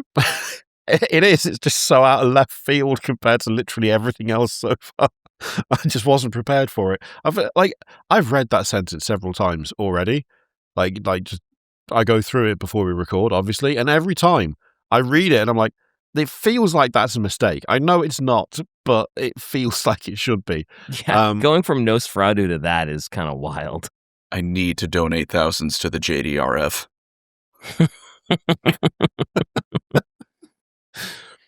They also have slightly more deviant issues, though. Like they might have a crippling addiction to gambling or murder. Yeah. I see. Let's go. So, you know. Let it ride. Okay. All right. In order to keep on the move and keep others away from them, the Ravnos seek out those who are risk takers, travellers, or those who put themselves out there with a high degree of vulnerability. Those who may have cut ties with their loved ones already and are on the move tend to transition into the life of Ravnos much easier, and it's rare for a member of Ravnos to proudly display that they are a member due to the stigma that comes with it. But their lack of connection to any one place makes them an ideal pick for something like a hitman or a collector of rare artifacts. The rogue life of a Ravnos brings them to many places in a short amount of time, and even if their lives lack the stability of consistency, they are able to improvise, adapt, and overcome. That guy looks solid. What a pose. What a pose. What a tattoo. He used to be a Yeah. model. Mm-hmm. He probably still is. Oh, yeah, he probably still is. You're right. Yeah. I mean, you can be a traveling model, I'm sure. Yeah, sure. Why not? Yeah. I'm sensing more of an addiction to murder than giving to charity, though. I don't know whether that's me being judgmental, but... Well, I mean, given the setting, I don't think that's an unheard of thing to think. I see. I can't get it out of my head now. 90% of Ravnos vampires walk away from the table before they hit it big. So true. So true. Okay, now we have the Salubri, which are the hidden ones. And their disciplines are Auspex, Dominate, and Fortitude. The Salubri are one of the most rare clans because of the nature of their banes and the difficulty they face when it comes to replenishing their numbers. In the past, they were viewed as the pinnacle of knowledge and wisdom, and the nature of their early history has made them the stuff of legend. Some believe that their founder, Saulot, was the first kindred to reach the vampiric nirvana known as Golconda, while others believe that he was devoured by a Tremere in an attempt to strengthen their own bloodline. Other than that, their history is wrapped up with dangerous myths and rumours. It's believed that Salubri are able to steal the souls of other kindred, and that their desire for salvation gives them a desire to kill the beast in other clans. The members of the Salubri are easy to spot due to their most obvious feature, a third eye. Makes it pretty hard to miss. I would imagine, like this lady, they probably do wear a lot of like beanies, and they try and cover their forehead, a lot of headbands and stuff like that. That is exactly something they do. They tend to try and hide it, but it's kind of difficult to hide, as we'll get onto in a moment. Yeah. I do like the idea of walking out and forgetting the beanie, but still having the sunglasses, and just someone being like, I mean, we appreciate the effort, but you've still got a full eye just getting hit with the sun. Like, just push your bangs forward, man. Come on. Yeah. I mean, they'd be great for making your optometrists shit themselves. Oh, your optometrist would be like, oh, this is great. I'm going to charge you triple. Or that. Yeah. Good news, you have 20/20/20 vision. Oh man, I was about to say unless no, I'm not. Nope, not gonna boss baby this. Nope. Were you gonna go? Were you gonna go navigators? I was gonna be like, oh yeah, if it's a navigator, then your optometrist is fucked. Like, man who's only read 40K. This shit reminds me a lot. Yeah. I know. Well, I tried to move on. It's true. I mean, I fully just dragged you down into it there. That was my doing. You were being quite good about it, but I just didn't let it go. God, Kirioth is all to blame here. I had nothing to do with it. Bit of an enabler, that man. Crazy. Every time. So the third eye, it serves as it used to serve, or once served, as a mark of enlightenment and brilliance. But it unfortunately just makes them a bit of a target to other kindred. Their contemporary bane has to do with their blood directly. When a non-Salubri kindred partakes in the taste or smell of the blood of a Salubri, they become blinded by the desire to consume it, and sometimes they are unable to stop doing so, and will take the life of the Salubri in question. That just flat out sucks. I mean, there's a lot of sucky like the banes are obviously bad, just bad all round. But that just feels like a fuck you in particular one. Yeah, that's not a great Other one. vampires want to kill them for their blood. Yeah. They're not even doing anything. They're just living their life, trying to find glasses that fit. And then if they, cut their hand on something, another kindred's like, I can smell it. I've got to kill this person right now. Guess I'll just devilry. Bruce the shark from Nemo. Yeah. Poor sods. That is I don't like that. That's picture. A tough I don't know one. why. Yeah. That's creepy. One thing that certainly doesn't help is, the third eye. Just because it's a third eye, it doesn't necessarily mean it's a human eye or human-esque eye. Some might have a third eye that's reminiscent of a reptile or a beast, and others may be more vertical. Though the eye can be covered, it's never truly hidden. When a Salubri activates one of their disciplines, their third eye will weep vitae that intensifies depending on how powerful the power is. It can be a speckling of blood, or it can just be a cascading flow of it. Oh, great. Obviously, with how much other kindred want to drink their blood, using your power around other kindred just means that they want to drink you dry. Usually hearing that's a good thing, but not this time. I mean, you're not looking at that guy and going for the other option, are you? Look at the state of his face. I mean, that could just be something as simple as, like, just doing something small. Just doing something real small. Not even pushing himself. He's not out here trying to do, work miracles. He's just trying to, I don't know, like, get a mortal to pick him up a cup of coffee. And then that happens, and he just gets set on by a bunch of kindred who happen to be around. Well, are you suggesting he used his vampiric powers to make someone get him a cup of coffee? I was trying to think of a small example. It's like, oh yes, let me bleed from every orifice in my head for a cup of coffee that I could have door-dashed and saved me all this trouble. I didn't say it was a good idea. Only that you might really wanted a coffee. If you can do it though. I mean, come on. If you could Jedi mind trick someone, like you want to get me, I don't know, 5 guys. Ooh. Now, if you were like, ooh, I want you to get me a dozen eggs, I'd get it, because who the fuck can afford that? But like a cup of coffee, you're going to use Dominate and have all your eyes bleed and potentially get killed by like every vampire in the area? Little risky for a cup of coffee. I'm not going to lie.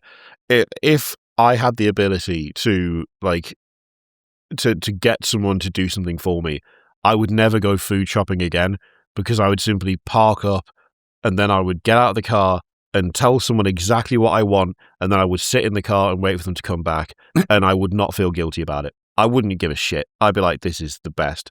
Even if that's the only thing I could use it for, I'd do it every single time, and I wouldn't care. And even if someone was like, are you not feeling a bit bad about how you're making people do this menial task? No, not even a little. It's the only thing that I think I'm truly evil with. I would jump at the opportunity. Just shopping. Kirioth hit his villain arc. That's it. Yep.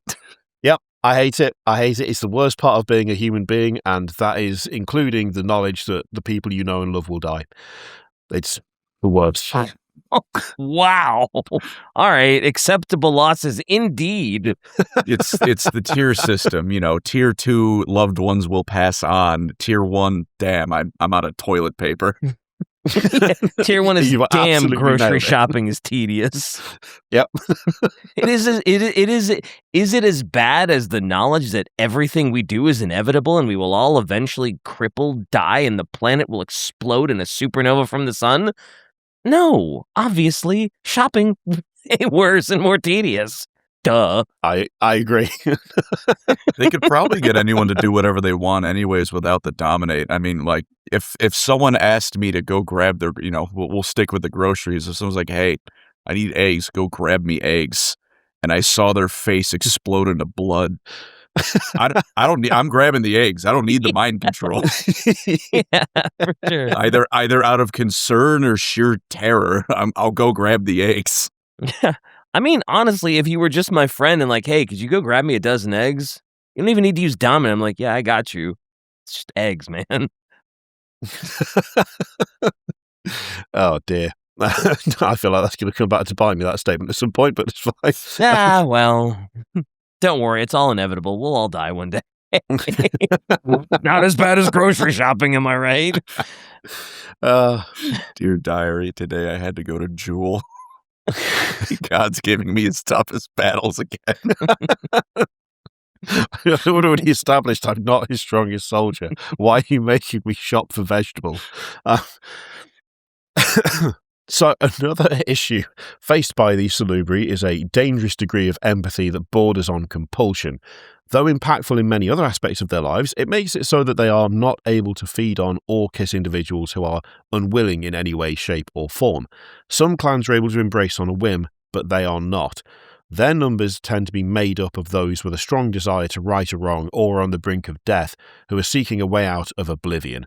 That, or those who are looking to help others and can derive a sense of purpose within the clan itself. It's very rare to see a Salubri within Kindred society for the above reasons, as keeping one around might put everyone else at risk. But just because they are absent doesn't mean that they are not there and are not working hard to keep a footing despite impossible odds. They really are really struggling with it. I'm thinking like Vampire Batman now. Yeah. Also, Shai said, Salubri's main affliction is that they are too empathetic and can get obsessed with solving problems for other people. Their main magic power is healing others. They see their clan's goal as protecting other vampires against those that would deny their right to simply exist and earn redemption. And they have the most brutal curse of all the fucking clans ever, that all their comrades want to eat them. So it's just the last one, but worse. Now the blood doesn't even need to come out. I was going to say, God, these last two suck. Like, everybody just wants to eat them. And these guys are just like, they're not out there like dominating anyone. They're not there out, making people do their grocery shopping and get coffee. They're just like, we just kind of want to, we're too empathetic and we just want to help too many people. And goddamn, all the vampires want to eat us. That sucks. That blows. That's the worst. Yeah, I actually genuinely feel quite bad for them. Yeah, even their comrades want to eat them. At least the Three Eyes are like, oh yeah, we all have 3 eyes. We're probably not going to want to eat each other. Even the Salubri want to eat their own. That's crazy. I think we need to start a petition.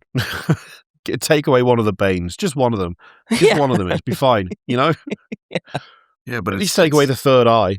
It's World of Darkness. It's going to be the postal guy. Would you like to sign my petition? Oh, no. For a complete contrast to that, we also have Clan Toreador, which is the clan of divas, and their disciplines are Auspex, Celerity, and Presence.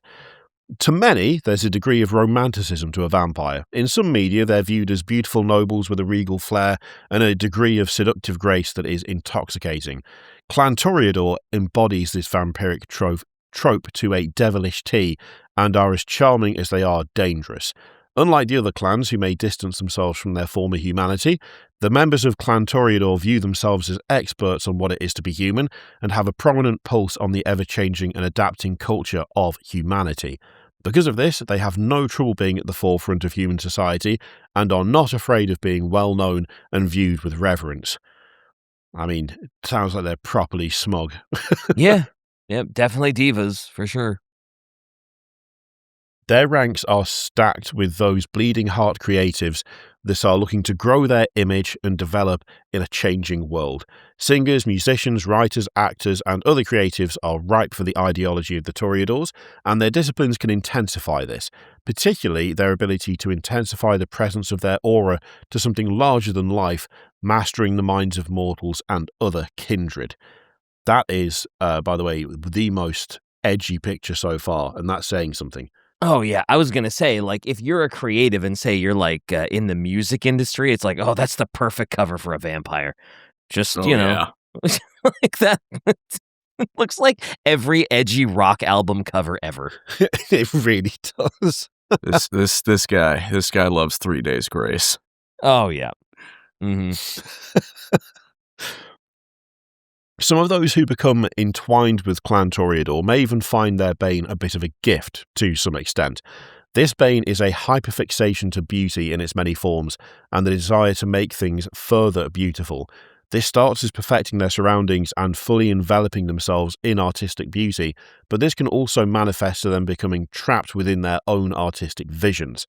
They can become so focused and obsessive on beauty and fascination that they lose sense of anything else unless they can mentally snap out of it or they are physically removed from the sight of it. The come down of this emotionally can make them collapse under the weight of doubt and questioning of the beauty they once saw. They will then seek out a new thrill to fill this void, often leaving a path of destroyed masterpieces and the discarded bodies of lovers behind them. You know, after the last two, I'm just drug addiction. I gotta be honest with you. After the last two, I'm just like, boo-hoo, bitch. Like, get over it. Like, broken hearts. Wah, wah, wah. I don't know. Like, this seems like a pretty good one to be in when you consider the alternatives of living in the sewer with, Claymore gas rats, or having a third eye where everyone wants to eat you, being too empathetic. Yeah, and everybody still wants to eat you. This one is like, oh no, I'm not creative enough. It's like, cry me a river, man. Oh, is it too pretty for you? Oh no, I feel so bad. How terrible your plight must be. The Nosferatu are just, damn you. I'm down here eating rats and you're getting sad because your flowers aren't nice enough. The Malkavian are just like off, like talking to a wall, being like, I saw it too. Yep, me too. The desk agrees, man. The desk and the stapler, we all saw it. And these fuckers. Well, God. This lot seemed, again, massive contrast. Because we are now at Tremere, which is the Broken Clan. Their disciplines are Auspex, Blood Sorcery, and Dominate. Though they've only existed since the Dark Ages, Shai's very excited about this, the impact of the Tremere clan has been monumental. Sorry, go on. I say, only the Dark Ages. Like, yes, the new kids on the block, only about 1,200 years old, yes. Yes, cadaver. Every time I hear something, yes, arachnid. So, although they've only existed since the Dark Ages, the Nabs, the impact of the Tremere clan has been monumental, and their name alone can strike equal parts fear and disgust in anyone that hears it. Tremere were the product of a Romanian mage who became obsessed with knowledge to the point where he sought to prolong his lifespan so that he could continue his learning long beyond that of normal humans. Unable to accept the boundaries of mortality, he turned his focus in the studies of Kindred, and after the murder of thousands due to his experiments, he was able to learn the secrets of the Curse of Cain, and was able to gain the secrets of immortal life through the inherent magic found in Vitae. Through the use of their ritualistic blood magic known as thaumaturgy, they are able to imitate the magic of old, and are able to bend their blood to their own will. I mean, they'd sound fucking rad. Nice. That does go pretty hard. Is this the part where we talk about blood magic and how they make weapons out of their blood and stuff? so absolutely. I've been waiting the whole episode, man. I was forced to not ask questions about this before. Lay it on me, Kirioth. Blood wizard. The blood wizards. So from my... It's not specifically in the script as to what the blood magic can do, because that's more like deep dive territory, and we are awesome. We are also 1 hour 50 into this, and we still have 2 clans after this one. Oh, I see. But yes, they're good with blood. They're good with it. They are the blood wizards. They have a high degree of skill with manipulation of this stuff, so they're able to stay strong for quite some time through various blood bonds and the expansion of their own lineage. But this all changed in 2008. In this year, their inner council in Vienna was destroyed by the Second Inquisition, and their previous blood bonds were shattered. From there, the clan began to splinter, and a fight to survive became internal, thanks to them being viewed with distrust and hatred from other clans. They were defined by these blood bonds, and the fall of Vienna made their blood inefficient. They are unable to blood bond other kindred on their own, but they are susceptible to being bound by others. The deficiency extends out to mortals as well, as their corrupted vitae must be drunk in more quantities by those they wish to bond.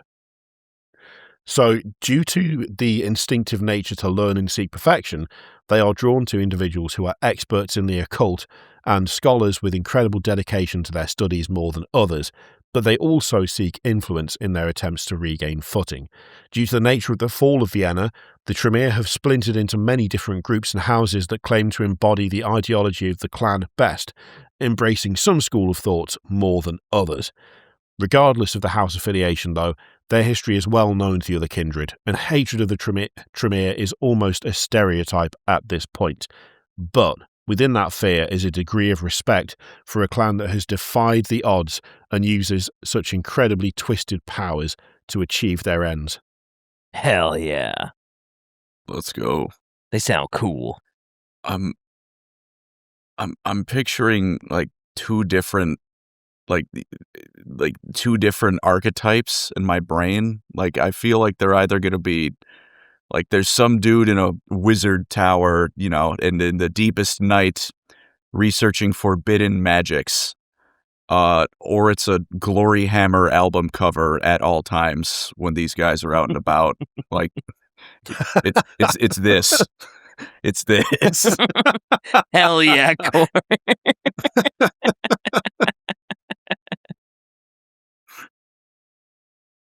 Oh my god. I've never seen that before. That's amazing. I mean, I clicked play and the first thing I said was, hell yeah, brother. So I understand the name. That's what I'm getting out of this. Hell yeah. Hell yeah. Hell yeah, brother.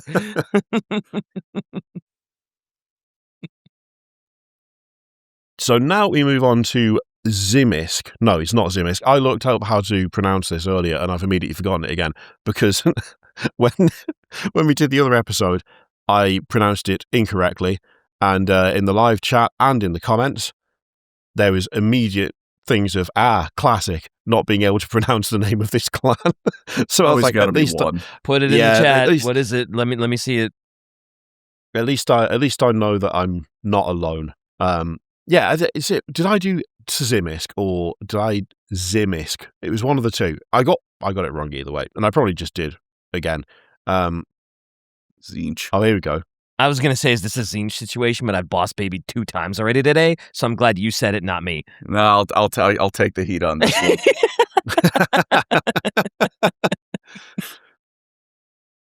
So, it's the yes, no, okay. So it's less the T at the beginning and more of the middle that I just kept messing up. So Tzimisce, that's not even close to what I've said at any point. So there you go. But they are the dragons. Look, no one's here because of my ability to talk English. Also, that's not English, so whatever. Disciplines are... I said it and then I was like, I'm pretty sure that's not an English word. And potentially just simply not a word and more of a name. Anyway, their disciplines are animalism, dominate, protean, and Vivisection? Vicissitude. I was going to say vivisection would be a hell of a power. That would be a hell of a power. What, on-demand vivisection? Yeah, Jesus Christ. Crazy. Vicissitude? What is that? Thank you. I practiced earlier. I'd stumble over it. That fellow's looking nasty. Is that what they look like? Whoa. Yeah, they got that vicissitude about them, apparently. Yeah. Boss baby Night Lord. Snap, Guy's getting in on it too. In our first episode, we mentioned the story of Dracula and how the publication of his exploits was done intentionally as a means to goad the Camarilla and strike a fear of discovery into the hearts of Kindred. Ultimately, this played heavily into the favour of all Kindred because it cemented vampires as nothing more than folklore and mythology. But this incident was terrifying at the time. The vampire at the centre of this was Clan Tzimisce, and though the original publication of Dracula portrayed him as myth, subsequent adaptations will be more accurate as to what the clan is actually like. The 1992 adaptation of Dracula by Francis Ford Coppola presents a much more striking version of the vampire, something that was deceptively handsome at one point, but turned into something more sinister and eerie before fully embracing a presence that is akin to an eldritch abomination. Nice. Yep, I mean, that tracks from that picture, doesn't it? Mm-hmm. Christ. Yeah, nothing about that is looking natural. No. You just don't need that many arms. You just don't need it. What are you even doing with those? Mind you, best hugger in the world? Possibly. Hey, the more arms you have, the more cooler you are. It's science. Yeah. It's General Grievous, you know? He found a way to get Grievous in here. Well done. I know what I'm about. God, Drake, I thought that was Vlad the Impaler. I mean, that's where the myth comes from. That is where the myth comes from. Yep. That's true. Yeah, so probably is. Yeah. See, I thought you were just doing like a little sarky joke there, because we did the whole episode on Trench Crusade where we talked about how Dracula is probably still alive. Why, that's exactly what I was doing, Kirioth. What do you mean?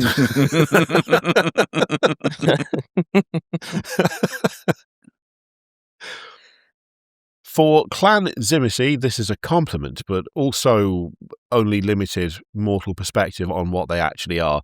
The stereotypical image of a vampire trapped in the confines of a large Gothic castle comes with a dash of truth. The idea of regal elegance is also tied with the same dash of truth. If you encounter one of this clan, they are noticeably respectful. They're polite, courteous, regal, and curious as well to anyone that enters their court. But if you look hard enough, you'll see that this is a bit of a facade that hides something monstrous, something that threw its humanity away long ago and wishes to transcend the concept of vampirism itself. An eloquent creature, yes, but a creature nonetheless that is bound to the land they come from, thus making their numbers dwindle. I mean, if you look like that, you've got to be polite. You can't be up in someone's face looking like that. They will just leave immediately. I mean, what the hell? You could. I mean, I'm assuming that they won't give you a choice in leaving, though. Like, no, you are now the experiment. Yeah. Yeah, fair. That is quite the range she's got on that arm. So, yeah. What that arm doing, though? I thought that was a tail at first, and then I looked at the nothing near me. Yeah. Why not both? Why can't you have an arm that's also a tail and some sort of octopus leg? Oh, I yeah, mean, that one what- does look jeez. vaguely...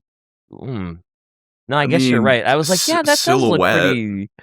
And then I was like, oh, that is not a normal face at That- all, even a little No, bit.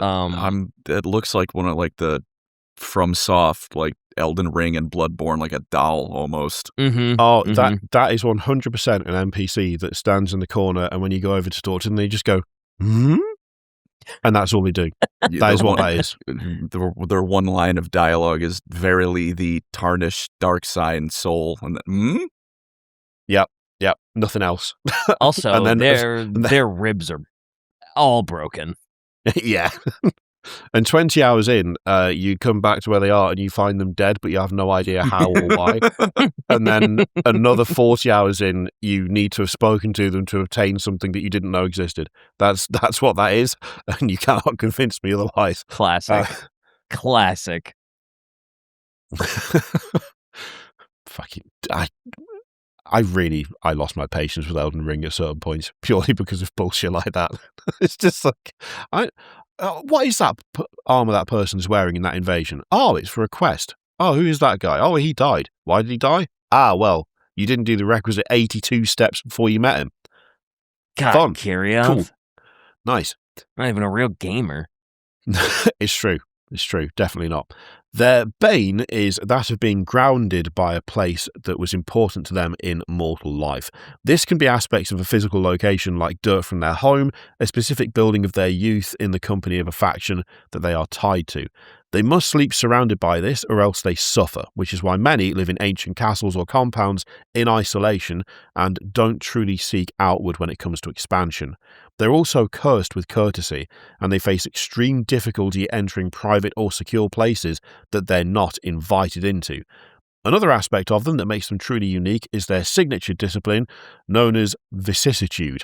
This is, for lack of a better description, flesh crafting. Of course it is.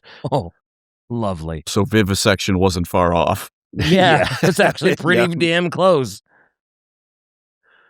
Wow, I feel like the beauty standards for the women vampires in this clan are just out of control.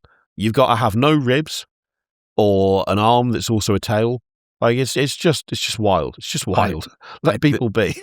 This one's going beyond the ribs. Like there's nothing there. Yeah, that's barely bone structures there. There's a Spinal little meat column there, only, but I'm not. jeez. If you've got anything more than a spinal cord in the middle, I'm not talking to you. You're just not good enough. Also, I feel like we've somewhat completely ignored the fact that what is happening with the head. Oh, well, Like, that's just... the waist got all the attention, but is that hair? What is that? Well, you said something about flesh crafting, did you not? Yeah, it's like it's definitely like flesh dreadlocks in it. Yep, it sure is. It's like the Jotaro thing where the hair is part of the hat. Yeah. Oh God. Whoa. All right. Christ. Now we're into xenomorph territory. That is someone who looked at like a cover of a Lovecraft novel and went, goals. Yes. Pull that off. I could pull that off, pair it with a nice red suit. That'll look great. So they've become obsessed with removing physical ties to their humanity, and many will do whatever they can to look like something completely unrecognizable as human. Well, mission achieved on a bunch of those. To them, something beyond the physical concept of humanity, something monstrous, draconic, and eldritch, all while holding a degree of superiority and control to those below them like the lords they were in ancient times. Now, this is a bit meta, but Possum wants to dive into something a little bit more here. It is wild as well. So in 2020, a companion was released for free for Vampire the Masquerade that brought back many of the old clans, including Tzimisce, and goes into the difficulties this clan would have in the modern day. Each clan in the companion has a few archetypes that fit the mold of a particular clan, such as gang leaders and individuals obsessed with self-perfection. Along with this is the following very real archetype that somehow makes complete sense for this clan in its unedited form. So here you go, DK. No editing here. It's all you. All right. In the modern nights, however, the Lord on the mountain has all but vanished. The Tzimisce are a crafty clan, though, and though they may no longer be manorial lords in ancestral old world estates, they find ways to exert control over urban domains and rural territories where they may. Landlords may own tenement slums or fashionable high-rises, but the result is the same. They bleed their tenants for their wealth, just as they bleed their victims for their blood, and they consider both to be extensions of their property. I see. This whole paralleling the real world is getting a little too spicy for me. What is that? Landlord maxing?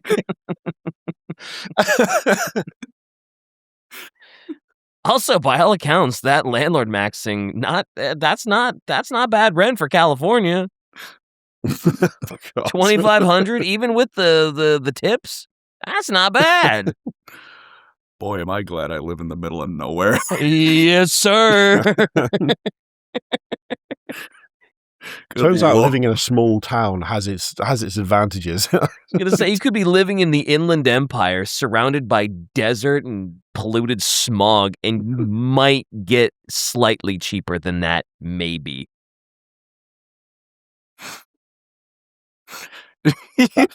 I agree, Shy. I too would prefer vampires in California to be the myth. But it's the weather's nice here. Dog, I live in the Midwest. The weather's nice here. Well, I haven't got a leg to stand on with this. I mean, it's literally rained in the UK every day since the start of 2026. We collectively, as a country, have not had one dry day literally all year. So I'm just gonna sit here in mild jealousy of being able to see the sun.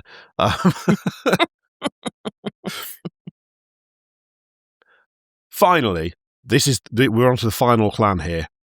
We're on the home stretch, which is just as well, because I'm starting to lose the ability to talk. It's fair. We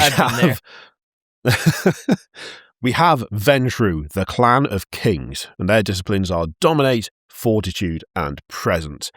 There is little debate as to why the Ventrue are also known as the Clan of Kings. They are the self-proclaimed leaders of the vampire world with an aristocratic flair that is hard to deny. They believe the ability to command is theirs by right, and they have historically held uncontested command in various empires for centuries. They were, at one time, viewed as god kings, and for quite some time they have been the head of the Camarilla, but all empires face some degree of contention after some time, and their power is starting to slightly slip. Not far, however, as if they have their way about it, they'll hold on to absolute power, even if it kills them. I mean, you don't stay in charge for that long without that attitude, do you? Mm-hmm. Of course it's a chessboard.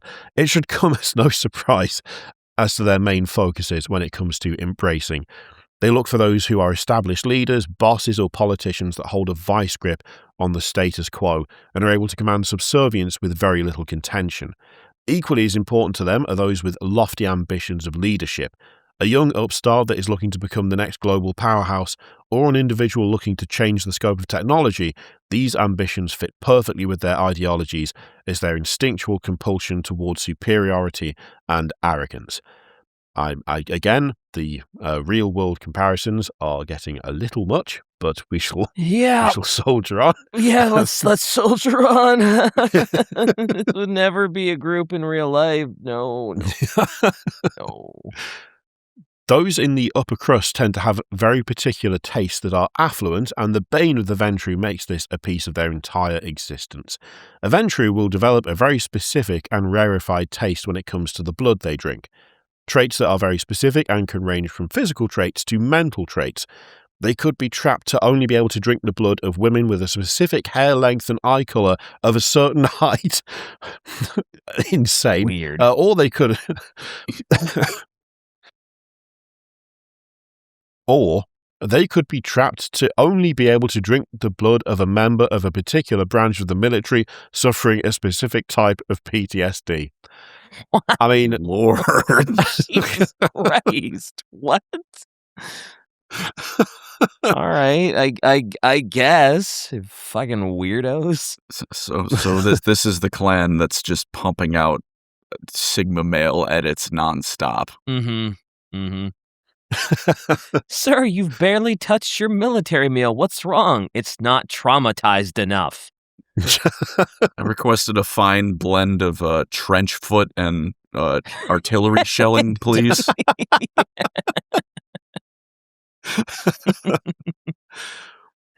You were close. You were close, but this one wasn't scared by a rat that one time, and as such, this tastes like shit.